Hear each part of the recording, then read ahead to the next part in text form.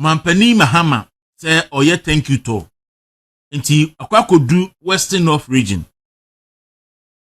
Okodu hono ena ahemfo no ka kire ne say Mahama in fact enyo hini bia keke na mo the president of the National House of Chiefs oji ahoho ya ojebi ena o ka kire ne say Mahama ekwan a Galamsey edi omai enam so no ekwan bi a ehu na Galamsey no wampe ho asem anka ebese omai enti oji ahoho eka asasem no na edu ira John Mahama so na onya akwanya se obekasa no ena fei obeka say Galamsey no a ekoso Ghana no afedie edu ba bi a o say we declare Galamsey no a national emergency na wa direct say task force fo bi nam jiska bokro no yantwe wo mo aso endra no a yehu a statement and answer a letter memo from Attorney General Eko Iyoku say they are named NDC members. Ye investigate woman. Na NDC members ben. Me pacho Joseph Yami. NDC national organizer. Joseph Yami echino. Abanga. Anye MPP Abanga u. Namo NDC fonso Abanga ni bi. Yefano Joseph, yefano Yakubu Abanga. Na Yakubu Abanga no enso ye NDC third national vice chairman. Enti krata Attorney General edekoma Iyoko no. Yensa ka krata ni bi. Na wei eye record. Krata no mepesa mekenka kakra. Na watimi etimu asem. Wei me mpesa obeti asem de afiri mi ho. Mepesa utie fi aban lawyer panini ho. Abra Ashanti ye hu adwuma na ode atosoni. Osi dear executive director. Directive to investigate allegation of illegal mining activities by named individuals. So Bomudin. Osi, I write to direct your esteemed office to initiate investigations into suspected illegal mining activities being perpetrated by certain individuals within mining districts in the country. This directive is born out of growing public concern, collaborated by media reports and intelligence regarding the involvement of some citizens in unauthorized mining operations, into brackets, generally called illegal mining, that are in blatant contravention of the provisions of the Mineral and Mining Act 2006 Act 703 as amended by Act 995. These activities not only flout our mining regulation, but also gravely endanger our water bodies, forest reserve, and local livelihood. As your esteemed office is aware, His Excellency the President has consistently reiterated his government's firm commitment to eradicating illegal mining and restoring sanity to the natural resources governance regime in Ghana. In line with this national stance and pursuant to your mandate under the Iyoko Act 2010 Act 804, I am directing your office to invite the following persons named in recent credible report for interrogation, namely Mr. Yakubu Abanga and Mr. Joseph Yamin. Additionally, you are also to investigate any other person found to be complicit in this unlawful mining activity. The scope of this investigation should include matters highlighted in Professor Prempeh Boateng's report on illegal mining and the political equalization. Furthermore, considering the regulatory oversight role of the Minerals Commission, you may invite the Chief Executive Officer of the Commission to assist in the investigation. I trust that Iyoko will treat this matter with the urgency and gravity it deserves in order to uphold the rule of law and ensure the integrity of our extractive governance framework. Yours in service of the Republic, Dominic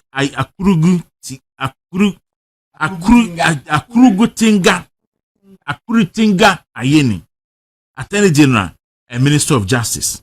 Ena otroka te koma yoku boss. Na okenka krata na yedi kan o say credible information. E underline credible report.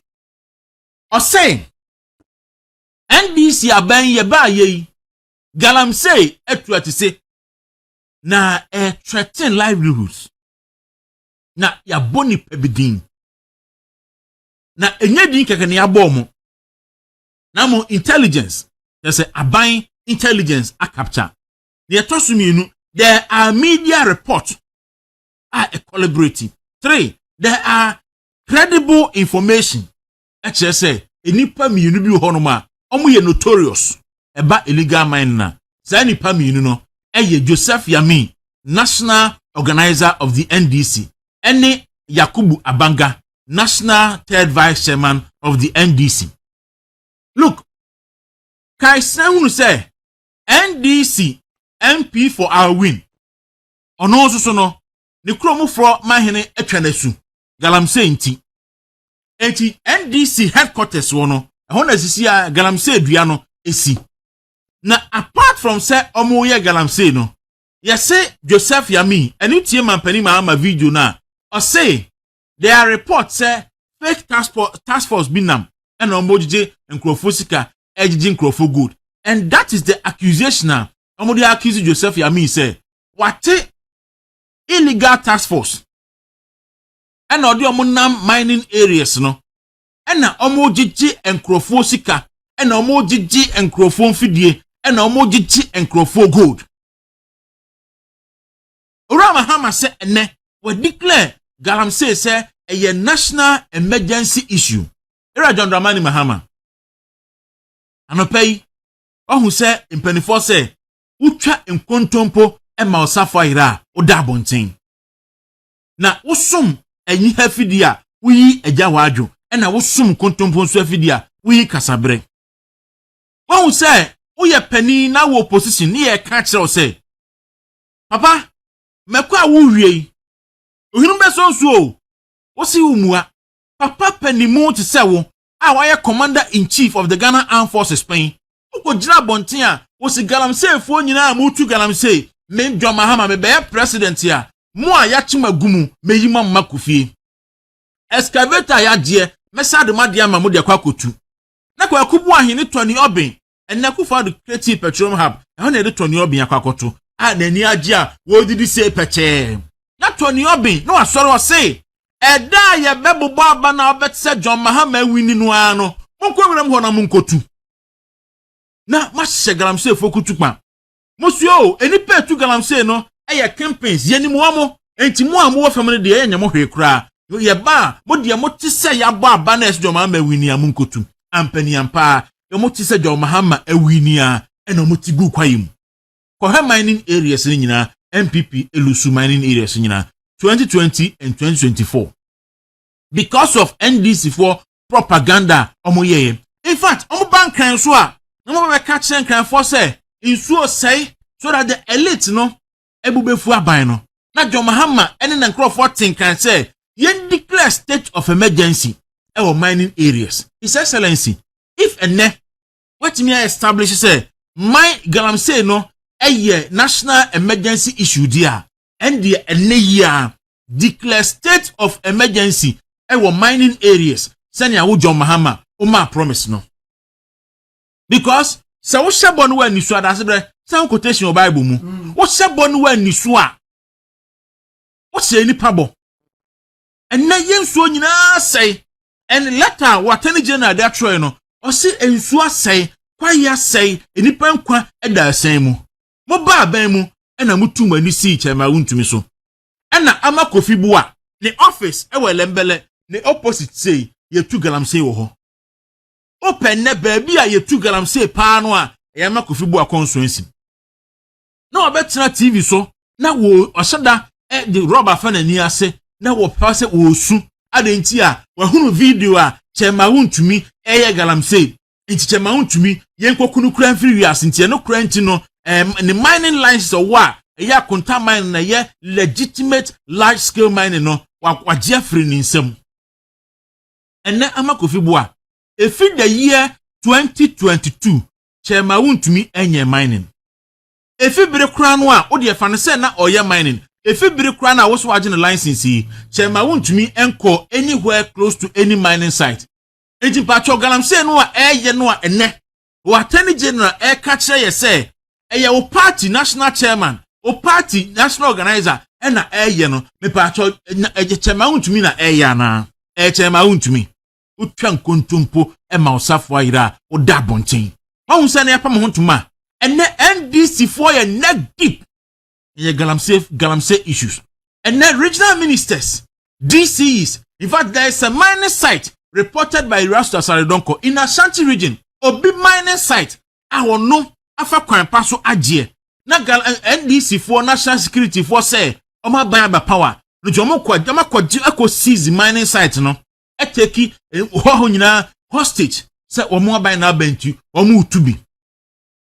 Ene kwana kohwe kokwayem kunsuo ne ho kwa se henfo na wo ho NDC constituency chairman NDC regional chairman ni secretary for NDC executives and national executives and omati aguma ene illegal mining wo mo eyem but they see yankopon okwan ofa sugu obi animu ase nyame okwan ofa sugu obi animu ase iyoko boss Raymond Acha Raymond adwuma na abai nyame wo kwan ofa so egu obi ani masiri Raymond Acha wanim gu ase bre na eben tie na tie ni yi yede che ma wuntumi wo che no so investigating no wo so man bail 50 million Ghana cedis with two sureties as justified che ma wuntumi da mu na wotwe yede krata we ba wo se wonye yede we ba wo se yanko evaluation yede we ba wo se sei yo ena che ma wuntumi atimi meet bail condition no ogusu twa iyoko akwane ba okoba de bia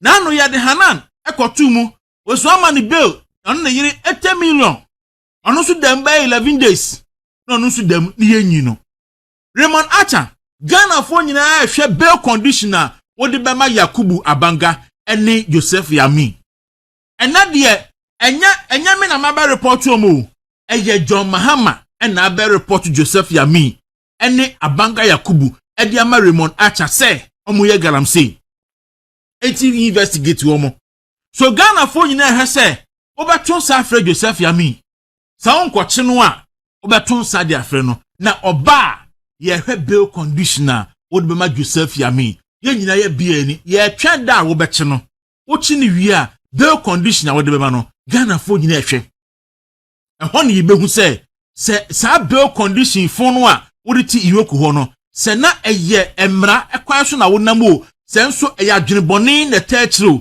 na nyina be dadi enti na John Mahama through the lawyer awya attorney general and minister of justice and na watro krata de abre iyokofo aka kire mu se Joseph Yami eni Abanga omukwa mo nam so eni omo sei Ghana nsase sei Ghana nsuo no etwa awo enti ene iyoko ewo mu nsam ye hwe na dodo a wodi Joseph Yami betum ni yehwe bail conditioner wodi beto Joseph Yami etire so ye nyina ya bon late na ye twen na uwie wiase na se otu na otu adubone a ebi ka no civil society for nyina edin ene the so called pastors asofo no a ekufo adobere so okọ na sori dan mu oye PowerPoint presentation ekofa Russia nsuo ekofa Japan nsuo ekofa America nsuo na okofa UK nsuo o project a osesa nsuo wei ewo America gold deposit wo mu yesei enso hwe wo mu ntuye fefefe nsuo wei eda China gold deposit wo mu yesei eni se ekrogen enne Ghana de beremu na aseyi ena ayi ankobra ena aseyi osofo agina sare asem na mekan enne osofo agina sare wa jai PowerPoint presentation ye ewo na sori dan mu enne ko osofo Kofi Oduro wa jai Galamsey asem kan enne kafu ide of GTV obekọ no wa sesensuo obotu mu sei no label ho we ya nkobra we ye brem we ye ofen nesisi GTV national television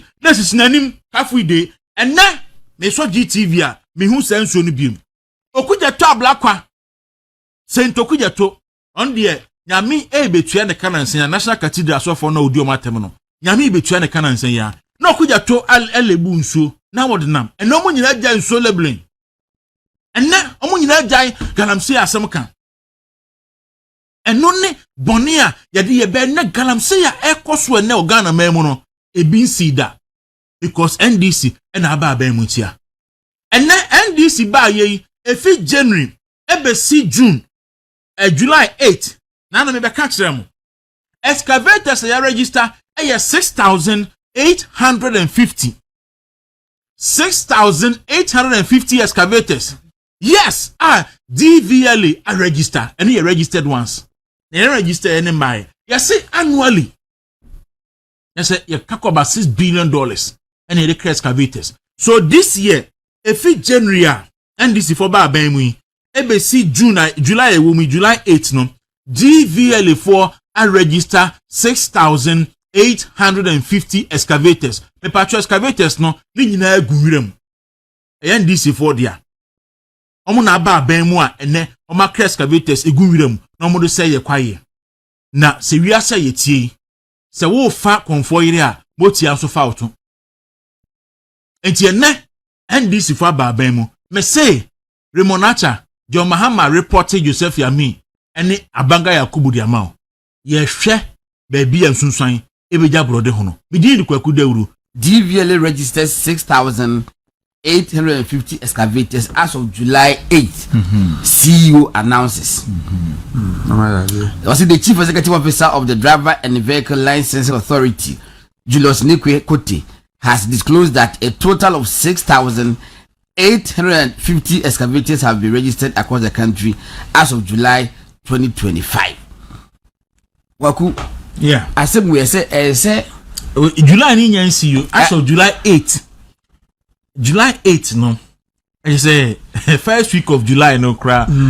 Every January be sabri excavators aba ya register no. And 8,000. I was 6,550 no. My question is or just say on my timeline say if January 2025 to July 2025 now say we can free say if we were 10 years in this year wow. Send this if I bam omode o makraba omode betu Galamsey no. Was it the update forms part of efforts to streamline the operations of heavy duty machinery, particularly in the mining and construction sectors, to enhance accountability in the use of excavators, which are often linked to illegal mining. Let's say breakdown. Not saying 6,000 abandebi near echo to mining, near echo to construction. Let's go break it down mine. Kote noted that the registration exercise is being conducted in collaboration with the Ministry of Lands and Natural Resources and other relevant state agencies. It is already also answer on ba almost 30. Kwaku sad the number radio.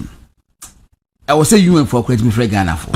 Except for Guinness Book of World Record. I will say UN Efrey 6,000. Now in fact even the Hague cry Asomutimi Busa International Criminal Court. Yes, Asomutimi Busa Ghana for committee atrocities. Yes, a dear bear pan ye 6,850 excavators or mine Ghana in 6 months. In 6 months, abra ye need factories. Ya a use excavators. Abra ye need construction na a use excavators a dear ye or mine Ghana. 1 month to be 1,550 on that average. Not just say or minor, there's a state complicity. Just say or minor a can and yes, I did no. Ashanti patrol here daily gist the Bokrata na fato sumami. Okay. The excavators you want in Biaba. Okay. And to the trust. I was saying you busem. Okay, I do say invoke a RTI. I will never be a list as maybe say invoke RTI. No, I say Kobusa, minimum University of Ghana minimum. Say Kobusa, they say, on may break down, say, there in eco mining, mining a Ghana, also no mining companies any woman. Omubodin say a global forecast say omo de 10 aba omo de 1,000 aba it is say ni ehu then so the construction was so far as we registered the be kra yeah any jumedi edi kudi it is so muti me breakdown ni ya hwe say e wo henfa Bawku krata abeto abonten say pre-omanpen President John Dramani Mahama ese omonye den through na attorney general say yokufo enkochi Joseph Yamin ontime nchi no onchi no puno mani bill you wọ́n ní bẹ́ẹ̀ no ebe tiasa no muti no wadro the state no ko the baby media yi bia ma Mr. Asante enura Joseph Yamin saka letter no wo try de bi okay so Asante for daily gist ne bra sana godon akọ Joseph Yamin krata Joseph Yamin krata no so na onim daily gist ne ode bae o say na ekufuado ene ba wumi video mo ton ye fe no ene hye as your voter region no NDC using drape machines for Galamsey minority blue cover. Enti ase drip mfidi na choice omo fa nye kwan potem no ena omo de asi kwa yimu a omo de ye Galamsey Bawku me enye me nwanwa omo de asi kwa yimu no enye they don't know the use ona no mo believe in it is omo the drip machines ye Galamsey akwaku me say there's official complicity in Galamsey na ekoso at the NDC no eti ade no monye omo tipa ma police escort kopo de you know excavator na akwo egurem akwakoye mining ama party na ba business low bed no say low bed ka hu en no mo de excavators no mo de ko na mo de ko akoye mining okay Joseph Yamin enra was say once upon a time in 4BN barracks complex we used to go hunting for cats, and in one of our hunting expedition we chanced upon a cat which belongs to a soldier, and as we were closing in on catching the cat, the owner of the cat came out of his room and we had to run for cover. Typical of a soldier, he traced us to where we had camped, prepare one that we had caught already. Upon approaching us, he said, "Joe, so you people wanted to add my cat to what you were preparing," which we flatly denied. He said, "I saw these dogs around you chasing my cat and you are here denying." These were his last statement before leaving us. Tomorrow, everybody go hear of it. And true, the next morning, the news started spreading like wildfire. When you see a lion sleeping, please don't wake it up, because you may not like what the action of the lion will be. A quote from the soldier I am borrowing. Tomorrow, everyone will hear of us. Okay. So can I say? What come to my man or two? Okay, I say every me be can't see me one say encrophobia ekuwia udwan. Na moko no na udwan buo no se de hotokro no tie no. Enti omo de akwala bi koe abemu abi edi omachi koe onko ne de abo ekoto. Enwano no. Onko. Enti no abemu ano no omo ye nyina no on de fa tokrom ekoyi odwan no ebekun no ye mumkun no bibia no hya aseso mo chenam no ene etwa we gu ha ne etwa we gu ha na keto abaako ede edi gu ha sei ti abemu ano hese no mo chenam na no sei ebenya keto edi obeyi ye to pe Asisi abem eti se all man leader no kagu kan nyina agbo mu no che ne foforo eti no tale ebi na ya mi o se ohwe na mo na ye che na so mo ya miensa o se we do so na ketu abi ohwe ketu ana o se do benya ketu edi obeyi ye to pe before me mo no video ba ko so wo ya Joseph Yamin aye interview and no so aye deputy Ashanti region minister and was say ebe no deputy Ashanti region minister no omo de sanse se obi afoforo no eso no wonya Galamsey na edru baby wase na aka to the bro aye na ka wache Ashan oh in fact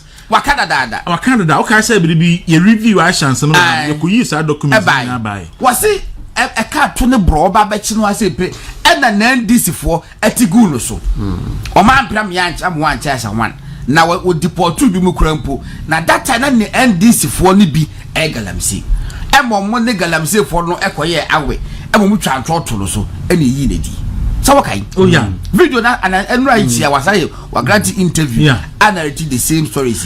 It was said tomorrow you hear from us. The tomorrow has come. Yeah. We are waiting. I don't know question NDC. Omoba abemo no. Party no. Nyina na akabo mu say. First year we ni de. Obi anwere ne ho no nya de obi nya o Galamsey no mu. Enti first year we under NDC no Galamsey no. Womo ye ni nyafu. Dear mampani ma ha ma ka kire Dominican ni se onye no. Eye cosmetic. Womo de katakata ne ma so keke. We ayi settings ni bia. Settings ni bia. We your friend say makeup no we. Ah, ko huru na ni mu wi a. Na o sa ko de dadam. Ti sa pe. Ena omo eye Ghana fo nti we no obi a pebi. Makeup no there. Yes na say wan ye careful about me asan share X about me asan. Asa akwazin pe. I just would no do fi no ohuru. Ohuru na ni mu ya o say. Asama ba. Nti edu bi na NDC for ye no. Say o kan no, say go no kan yami. National security nipa ba akokora nko no so okoche yami. Ana oba de o me yan say omo no betina condition mu. Ti say studio ha na oti ha. Na we ti anu madidi nkoma na ka chen say you hear from us. No kon baby. Sa na besi. Enya hwe na me de eye mahi e for the Dominic anyi ni ye ne Professor Frimpong Boatin report na akofa ba betumo no. Abra mo chiri kwabna Boatin. Mo su omfa akufu ado time. Ekwa mfa so eyisu national security force. Waka say na num yemfa nkwatwi nyankofa ni nyina ma no obi ehunu no. Wo say de dabi. Mamu mfa ma. Yemfa we yi anko amra. Ena de wo chiri ya mi di a. Oko fifi mako pe Professor Frimpong Boatin report. Na be ka Frimpong Boatin a ono no be ya dwuma. Na ya sesa no wa for MPP for mo tai wo di atroto MPP for so no. Ono no de enkofa na ne fa me kan.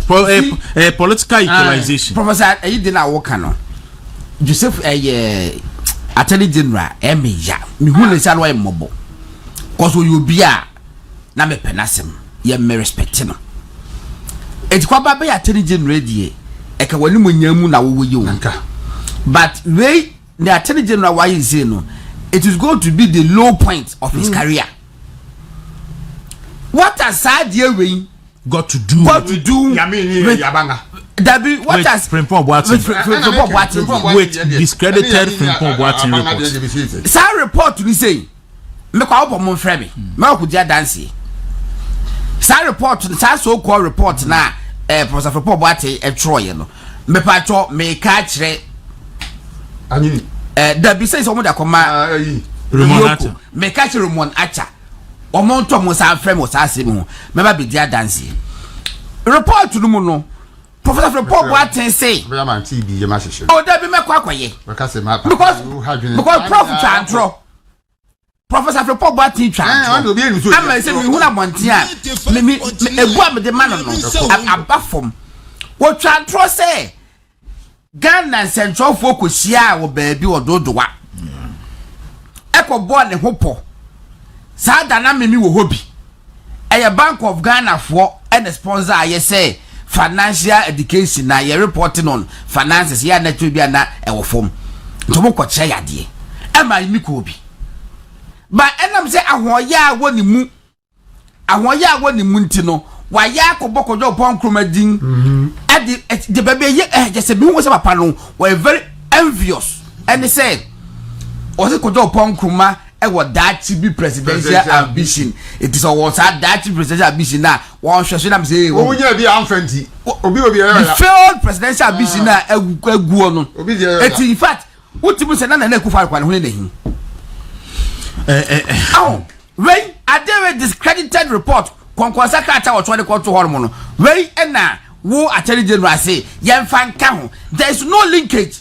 A political equalization. That but in fact it doesn't make sense. Na unim asem we nyina mu no me ana me bisa me ho say na Attorney General no amu no abre a ye kan say wakosere sika say odikutua bribe no why na investigate no obi ayedin A+ Attorney General accuse A+ say wakwaji sika say odikutua bribe aman central for no wakele national service story no and in return A+ so accuse the Attorney General say ono so akọ papa na efe Semiru Efi a businessman the war is East Legon se ono so akọ ne ho akọ gisika 500,000 Ghana cedis se odi kotua bribe e di ama members of the appointment committee sa bribe nsemi OSP se wante office of the special prosecutor so wante enanui Greater Accra regional minister Linda Oklu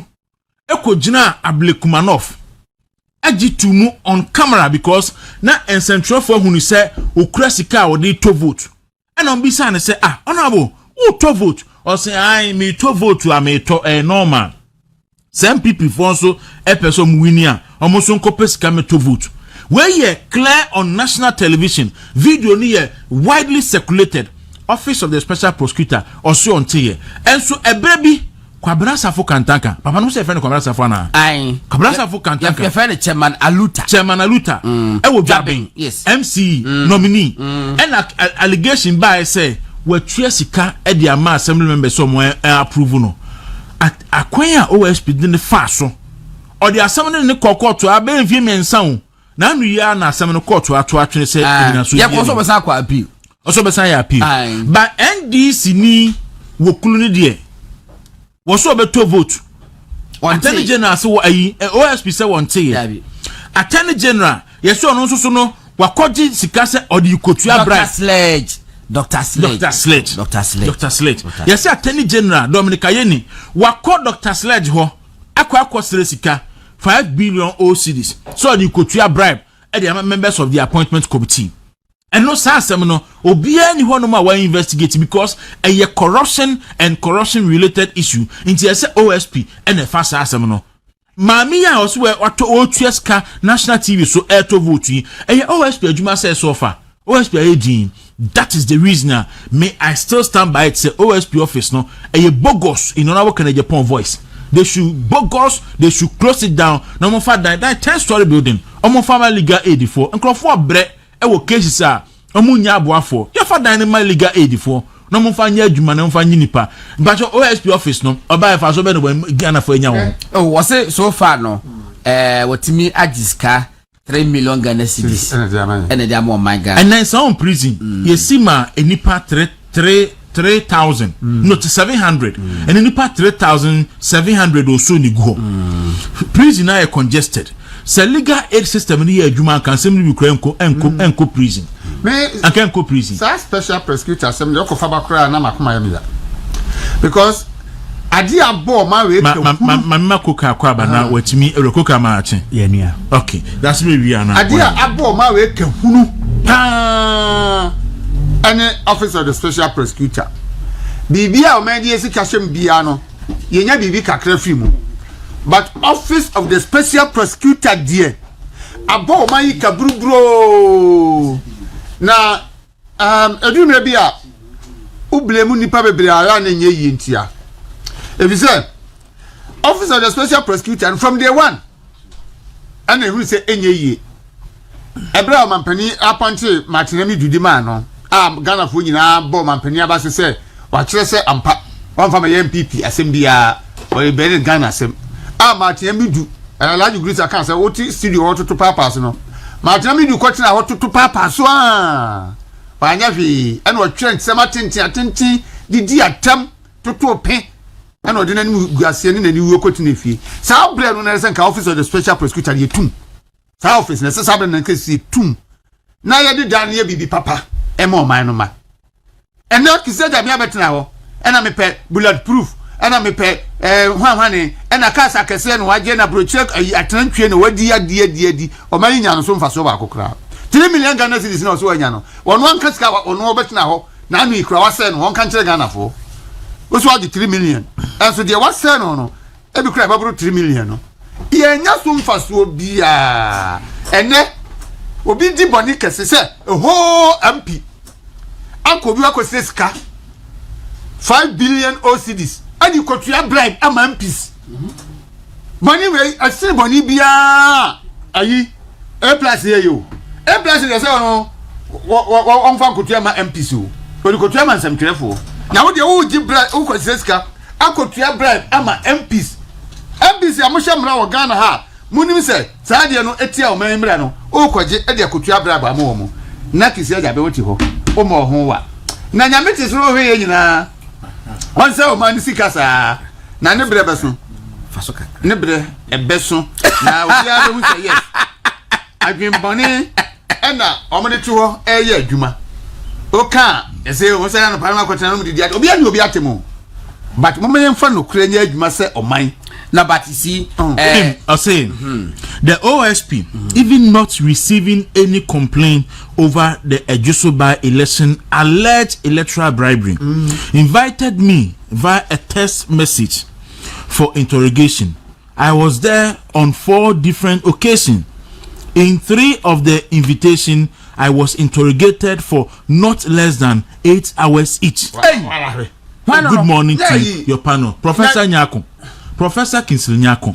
Okay, sir. Exp0sed election. Na okohun eyi for mom bibi kakra so mo phantom mode eno video capture no. And na Professor Nyako ka kire say OSP obi anko ba mani o ohu video ni keke wo TV so no. OSP no eto nsa frɛ no. Okoho empre 9. Empre 9 no okoho no. Bawku bi ali ho no emu miensa. Interrogation 8 hours. Now I ku 8 hours 24 hours. So day ofa efi anopa nunsia ekosi otra anopa nunsia na mo de interrogation a omo ne ye no David o say day bia na 8 hours. 8 hours a day and 3 days 3 out of the 4 days no tio na number some 3 out of the 4 days no Bawku bi en ho no mo a say not less than 8 it means to say ebroso it go be 9 it's say ebroso so utimi na okabo mo a it's say anopa no nsia ekosi anwumere no nsia da bi o cha anopa no nsia sorry o cha anopa no nsia na o tefa ako en oyi nsama no but ene Greater Accra Regional Minister Mr. Ogina TV so say vote no de wato. Now when people phone tia say mu ko pesika emitobi na besina rep say da be say until ye ohun ye anyo no nko edom no mgu no office ya wo ko ha no moto you know hey omo nyina mo nti na sibre nyakopon oho nyame betu ni pa enkrofon kai say atemu da wo ho atemu da bi wo ho a eda bi ba nyame betu ni paka what I say hwe ekwan omode Professor Nyako fa aso yi ekwan omode Asafo Kantanka Exp0sed former MC Samana Luta amode ne fa so ekwan a hwe God in tran ha eka asem enfa bribe ho enfa corruption ho enfa bibia ho ye the bail condition 5 million cedis so Emma what be kwa ma tintin obi akone ba ekoba ya de very sad. Now, very sad. 8 hours. Okay. You manage me that. Okay, pa 8. Obe pon number 5 no. And we didn't say pa 8. Oba tan to so sa number 5. Why? Aden OSP office no. Ya tima wo sefa be jojo MP before. And na no for that yare dan paso. Akoya nya bri akese. Yemfa me say on to two. And that can for that be si airport a pay. No we kuna free wiase na asem do na asem ko. Enti enne o say until say yes, Attorney General, wakwaji sika edi kutu bribe. Until say Greater Accra Regional Minister say, we to vote until live on TV. Go on, munsum video ni kakra bi. Mebo ho ne pe edi akere tifo. Mu de mamene de no. E bia no until ye. Omu tie me bo amoma tie no sisi a. Na woni a wo mo enam social media flyers wo akwatia no munyayi. Anya ni ma bebre sa anya didi agwa na didi politics o hwe se ayiye ba awon ehunu nyansafo okay awon ehunu nipa mu di wo madwene ade okay obi kuna firi mu na wotwepe na wotene ba bi na akoye flyer se oso obepe MP se wo incite no against the public na Ghana for be dinatem eno no dia na abonya firi mu oh se ebinum aye o madwene se sisi abeye I say yeah, order of the day. Sir, Greater Accra Regional Minister American Asem. Onu suni kunu de wu mo be ye enta. Say wo sha osudoku. Say sha osudoku. Maame no, ye fa Linda Okulu. Ni kunu no ye NDC MP. Ena onya accident. So onya accident e wo dodo wa ho ma baby. Ena ofiri mu. Ena obe ye MP. Asante pa video na ready a ma ehwe. Na ehwe video no. I no so man. Vote. She should also buy the vote. I mean, I know. This is not news. I mean, every election there's a vote buying. I mean, so if we are buying votes, they should also buy their vote. I mean, this is not news. I mean, every election there's a vote buying. I mean, so if we are buying votes, they should also buy their vote. I mean. Nti maame no ni nti go dan so Ashanti me da se ebinum ayo madwen say obi wu a ne yire nti no kra na me ka say and the MP na we re popular kakra you careful because odi abra wakun afiri ho abedi wadi odi abra wakun afiri wa abedi MP ni simple kra because some case obi ewu am yiri na media de na se munye careful yi tema yi di aba Jeff what the statement abanura say omo no every bra NS free me omo ni yiri na abusuan yi da bia ono no si sa de ne de e man ni tim na man ni tim nso o jam ni kun omo man nyam no omo nya sa de ni nso hunu na omo AD no party no ebe yi nipa o sefata ono no be kwa akọ disit na sa atena ho ama party no animo nyam no atena wo sa akotia wonti ye besere woni ye flyers no munyai na wa makoka anka ayi ni ba kunu wi na na na kasa wuti anu wi no kasa no nyam na kasa nyam na kira se na ka me wadanfo se debi o se mi mama wa nka na se nyam na mama uka e wono na mama uka okay nti okay Koka you take a bite on the other way now Galamsey. Oh, I think say utie yamina there is more to what the ehu no and I say ye use o ma scapegoat akoba nkrofo so me pamocho mo ka 6,000 850 excavators. Yes. Drip equipment na way. Drip equipment no 6 months nie nsuo na to na do plans ne say tamo wa ben no ka se ne nsuo ato a omo kwan na nye no ka se drip machines e be den e be ye kwan no ama kwan na yi kwesi adai me ko pokwase yesi e freba bi tigopo a chain mayera yes baby I call na no mayera Jenny over to me di 10 minutes aye no o the 1 hour because a pit holes a Galamsey holes na wo enti drip equipment na be adwuma no way say drip equipment kra na munhu a ene munhu say 6,000 no kra no eno 800 no eye de ono mahu the aba system no mo a inkofo bi mpanifo bi dia yen register no ebe de Galamsey ni sesi atiagun yame ni we no omo ye face off ase omo dede na omo ye wo appointment ho ne sa no ma no ene ya chichiri ya bo na sautie remonacha ni ideologies ntia ye de yoko boss na ma no a o se ye di omo ani ache na se oye bibi party ni benye didie ewo omumu ne fiber ni nyina o kan se ye de uba ho a kwan obefa so a party faithfuls ewo NDC behu se oye adwuma ana se wa punish ana wa dio nipa ko na ni ama no be ena nkofo de okọ enya ni nkofo akrakra o mumma no aka se investigation bi be koso report kra won tibi Gordon we fi say interior minister be ka say 25th basa na course no oye review of CCTV na so san ka the same TV yes so hu sa ban we owo no ye fu na ene a start no ene ye di we atumo then divert attention ye di atum because eno ene be ye adwuma no okay nti yenya o alright obi I remind you say as ye refi say A+ eka say eka the publicly say zoom line e man discuss ade a wo church wo nyai oh yeah no say Paul Adumochi kan ho asem and Paul Adumochi kan ho asem instead of going for Paul Adumochi no or attack Zoom Lion boss. Ko see say obetu bribe man and send ojai. Before say be take care of no just certain man or the be abetum. Na sa de na o de buy ni say.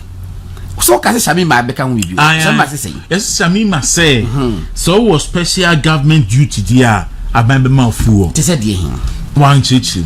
Na oni a o me CEOs ni appointees ni ho de na special. Say all the sa caveats ne show say the there or tena bi hu say fuo bia special operation. Ye ni de ni mi. Wo ye hwanya. Minister Beka. Minister Chokrata I issue statement to say wo matwam wamfa say no I was say wo so mo wo 4 pump bi wo castle old castle I was say man central for the camera kusi ye she kai ba betri bubie obubu amode kwa hefa ebi so Jubilee House ketwa ba ko Jubilee House ye be say the camera kwa akusi goil hono mu che coupons no na de bi so akọ bust yes se coupons mo de mahwan e so de coupon ma say de ko jifu na kwa ku medie sa de me gidi a enyeyi obi aye government appointee e wo say e man the fuel kwa ku lo de adwuma wo say ratwem e bia mo hwe ye no fuel na e broso na tiso dia e na bi o mo abuse no enu nti no ye hwe say ye calculation na e bia 100 liters a week ya wo hia no you don't need 100 liters a week it no e do hia 60 liters it take us ya cut ade no by 30% so that government appointees na so be use of more discretion in a better way say they will not abuse the system oh who can be sad there for me can make no be yadwe but who can say what try them completely there how do you expect them to function we ba so ente e ho se me ba ho John Mahama be issue statement say afefi na eko Jubilee House obi ani di say was what DSTV or starting with DSTV no starting with obia bosumi da kwa akatua no ndie miensa watwam ode kate cost afia ba o DSTV nyina o Jubilee House nyina watwetwam ene adufuo so the next one ebeba no we can say and then all government appointees obia di and then say there all government appointees mama obia go to atade obia go to atade obia go to mo be say mo cut cost mu bia mo sala mo ko ka tudu dabi da mo nko ho omko ul majo yankee tie and die on the man ko fo abe Jubilee House no mo ya tie and die kwa no mo chama teri bia ma in fact tell akwa we be bia ba no ma be pam no uniform na mo you see populism no doors no amamo ye muni sa me who say former finance minister issue statement say NPP should regroup quickly now hold the NDC for account because their policies are failing and go on it's true say all their policies are failing enti to there be na enkrofo bi we NPP ni no mo kan nipa tibo mu a no mo ye me won because we say NDC for policies no fail sa no a na sabere ye bre say timi hold the NDC for accountable. Okay, Obidia Iba was saying there's nothing like full allowance for political officers or appointees at the office of the president, Jubilee House. Political appointees are assigned a chauffeur, a car to aid them in their duties. The car is fueled per week. That's maximum 50 liters. This is captured in the appointment letters of appointees captured for Article 712 office holders only. Emphasis: not all appointees benefit from fuel and office of the president does not. Emphasis: does not get fuel coupons. Where your former presidential staffer and na what the abano. It the Ocheni said, Omo muye do Jubilee House no. Bosom and now should be an amount 50 liters. It's where was what Chemuana. Yes, 11 gallons, no. Sir, it's where was what Chemuana. I said, Shamima son because ministers can wana. CEOs can wana. Managing directors can wana. That's what we teach him. Settings. Ghana phone TV. We are driver ni. We are taxi driver. We are truck driver. Adubi car na wo kanaja. Unsunya kakra. Na odihwe oma. Efiri na ya kasa akuri no. Se da bia woto petrol 10 gallons ene kwa dwuma. Da bia obetua 45 cedis. Bosume obetua 13.5 million. Afi ubetua 162 million. De Joma ma dia breye no. 162 million say. tax e jo no uko to fuel say dey out 10 gallons and ade ko djuma dako betua 45 cedis dey out 10 gallons bosumi betua 13.5 million 30.5 million say tax nko million yes Ghana can you get 1350 can you say okay 1350 it is can munya ada for no muntin we na so dabi ya mo awon musunsua president for dia de ka ya mo ka ho bi na omo be musunsua ana afino ubetua 16,200 20 avania bakoju obi ka wo ka ho afino ubetua 16,200 sad. There is an important issue. There's another issue. You deal with it quickly now. You 1 2 1. Obi se buga say. Kase no mbesivu.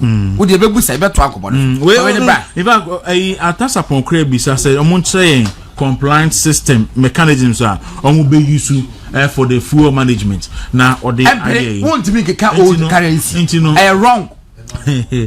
Enti no you see ade ni nyina ne say John Mahama nim say or the two oba Ghana for be kasa enti quickly no menya say ya o na me ne kasa ya kura oboa John Mahama is a con artist me say John Mahama the first time Osima tete obi aka 10% medical chip compound ewi ase no ko di musika nyina de kofi wan ka se obi ani ho obetima age achede ye ebro 20,000 no amuji eda wo de bebe na nwumre na ya broadcast akase mienu ba ko bi abo $350,000 na waje oba first time no o se enya achede more than $50 $200 Ghana cedis na waje achede $100,000 settings aban nti ora Muhammad de ojini dia meseda o tse mi nua pani bia na ye ko afu mu a ohun ba bia nkran ne wa goron ne ohuhu nkran na no wagina chirisi na wa asehwe hwe atenchena hwe no na nkran na fu na ojina nkran ne mu o sina we kwakwa da bia na atenchena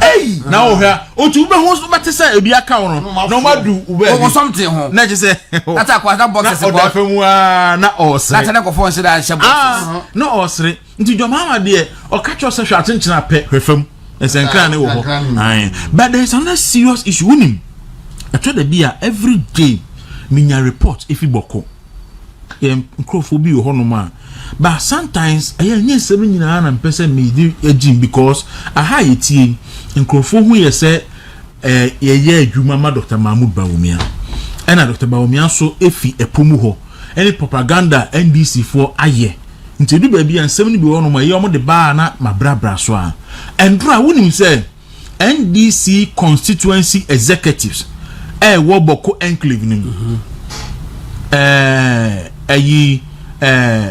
baby ayamba won ho yin fa amo constituency boko central pusiga na pusiga wo all those constituencies NDC executive my press conference say John Mahama abedin tro ho ama ene omukromofo ani abere wo mo so say John Mahama abe show mo bon ebe ka tro mo MPP fo ene de conflict eba ho e mo hwe so to aba ma NDC omo to aba ma NDC wie ya afede aginsem ade achi ade sen enipa wua na ye kunkum nipa yesi afede na anu yi asojafo akoto ahye omo so abobo nipa tu ekunkum omo ena me say ye permanent ya kintra wamfodo makoboko akopata ama sundua ba wo de mantie ne te ayawa so nof Ablukumanov esa so do mo be kwa kwatia akobuma nti press conference no godon mensa kabi menifa kakra ntudwa na etiefo ehu asemo a we NDC executives a ewo de boko enclave no me hu video bia soldier for escort to bus e do matwam na kusasi for allegedly yes atutu eguzegre as a movie why you Bawku me say godon say obekọ bus betimi atwamu a yi say soldier for car muntum no Bawku de anim na Bawku de akire eno kra stone crofos ani tuo e de gu bus ne so Ashanti enko ti NDC for press conference number to sub traditional area and the press conference dated 15 July 2025. Ladies and gentlemen of the press, We begin by expressing our profound gratitude to Almighty God for preserving our lives in these perilous times.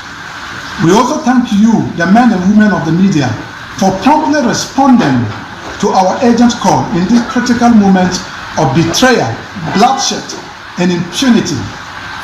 We, the undersigned National Democratic Congress constituency executives from the 6 constituencies within the Kosa traditional area, Benduri, Bawku Central, Kusiga, Garu, Tempani, and Zabila, stand before you today, deeply alarmed and outraged by the deteriorating security situation in Bawku and the total failure of this government to protect the lives, dignity, and rights of the very people who gave them power.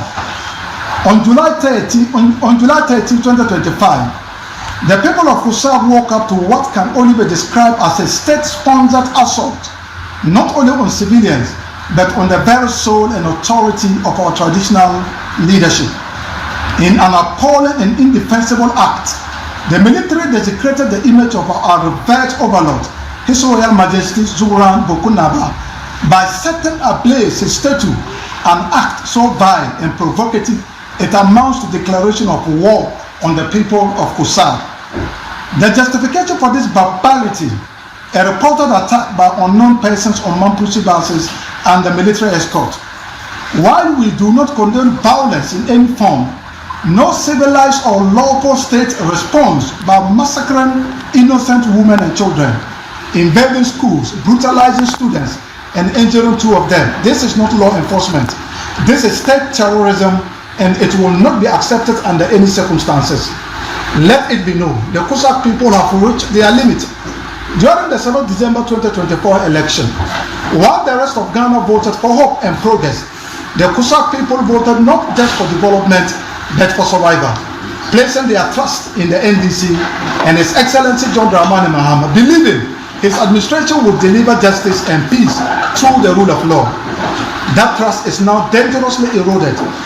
The government, instead of taking bold and lawful action to resolve the chieftaincy conflict, has outsourced responsibility to the Ashanti. The perpetrators of violence walk free, a worsening crisis, deepening mistrust, and a growing perception that the government has chosen political expediency over justice. As the frontline leaders and campaigners of the NDC in Kosa, our lives are under serious threat, not just from the crossfire of violence, but from the growing anger of our own people, who now see us as enablers of a system that has betrayed them completely.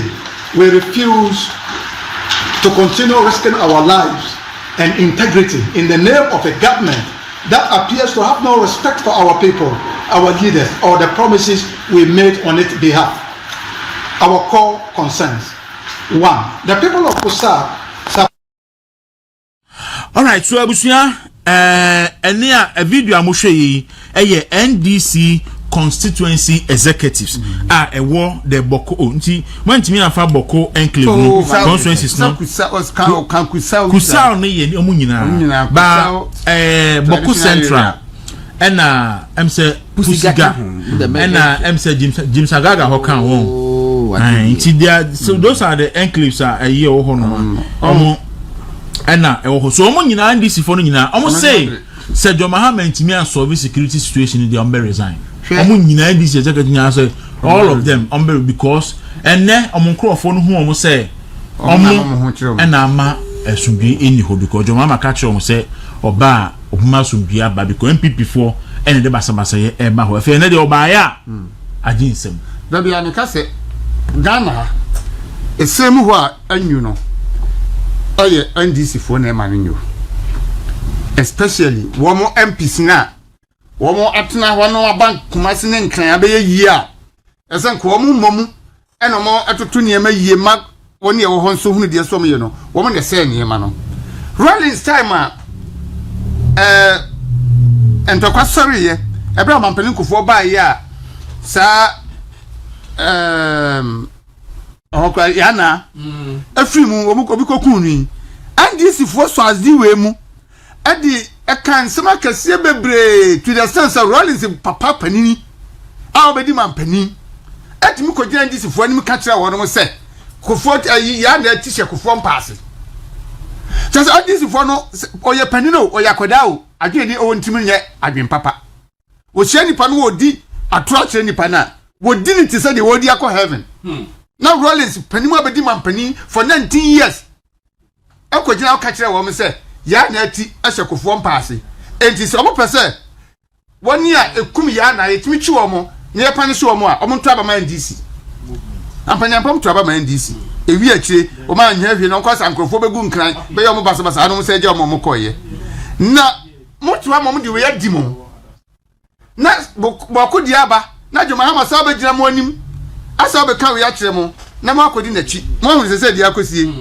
se Ghana ha isibu wo bi ansi enso mo amoti Bawku mo ni ahoto mo amoti mu krom enso mo ni ahoto esan NDC nti da bia mo keka ni patiri bom da bia mo di atoto ni paso se de be ye na de mo hwe no mo nsa be ka eno na ama yakwa akodu ba bia ya duri na sempanimfo yi aye executives no se wo mutumi tu na mo mpese mutu na ebebo adi se mo ti Bawku ne potemo ebebo adi se mo ti northern part of this country na ebema NDC fo nsem hu na da bia no wo mususu sesebe mo de mo adwene wo fom sa no mfa mo anya hwe wo mususu mo adwene wo fom enti asem bi o beka bia mbaji adi na nka how come so be betuma beka se mo se ya na wo free mo ni tisha kofo mpaase na mo aji adi ma koto aba mo abebe no menya kwa me kika foforo nkyere mo that's bre on sa wo hwe ensem campaign na NDC for a year led by John Dramani Mahama then opposition leader ya say Kama has come too early ayapa na Kama na ba too early no so no Ghana for na ewu and having no Ghana for na ewu ni ntino ama it is difficult to say we feel vindicated because nipa na ewu we be ka say be ni na adi nipa kokore ewu hadwe and anybody at all could be caught in the crossfire say you know mo Bawku enclave ho nyina ya anti obi send a message enra nipa ko po minim ni dis o ka tese o sema me boni di because be boni di nya o ma be kuno because o say be bodi to say your source no say that here but o say bodi na o ma be ba eti adali timi tira o ma mu ma President Mahama won ka ho asem na enra chi mi hu o ma ne bo ama any defense minister omumienu na mo po say what am I also man bo any defense sorry CDS what is CDS sorry what is CDS omu ka mi biafa Bawku ho asede no mumienu abegira ho ma betwa picture that's the defense kakra kebra na so picture na wo ya na ya fa ho ben we are dealing with the content ayi Israel any Iran for kom na okuja to ablakwa afre Iran ambassador ni Israel ambassador e de makotra da mu se on solvent okwa no what a wow concept mami kwa homa no so mra nti okuja to ablakwa timi e solve Iran ni Israel ntokwa wo ni office dia and na omane bo amanu musu betimi asolve center kwa no wase me kwa homa so na mene